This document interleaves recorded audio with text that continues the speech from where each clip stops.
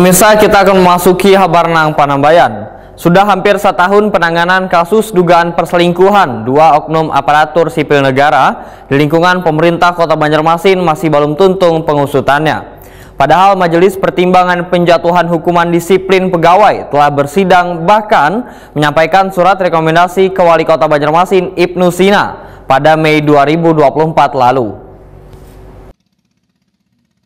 Sudah hampir setahun penanganan kasus dugaan perselingkuhan dua oknum aparatur sipil negara di lingkungan pemerintah Kota Banjarmasin masih belum tuntung pengusutannya.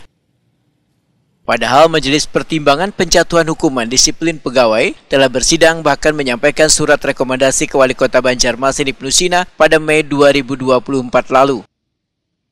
Kepala BKD Wandiklat Banjarmasin Totok Agus Daryanto Wahitakundi Prima TV Kamarian Jumat 4 Oktober 2024 memadahkan kasus dugaan perselingkuhan tersebut ranahnya Inspektorat. BKD bersama Inspektorat pun telah membentuk tim pemeriksa khusus untuk mengusut kasus tersebut.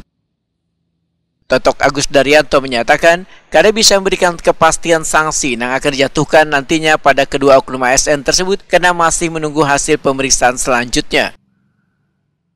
Sekarang sedang melaksanakan untuk proses selanjutnya. Itu sudah kita buat bentuk tim kemarin dari inspektorat sudah membentuk tim. Setelah itu nanti kita tunggu. Dan sekarang di posisi di inspektorat sudah dibentuk tim. Ya, itu berapa lama Pak prosesnya Pak? Soalnya kan ini sudah lumayan panjang ya Pak ya. Hanya Pak Inspektur ya. Main gitu. Saya nggak bisa kan karena di tempatnya Pak Inspektur. Tanya Pak Inspektur.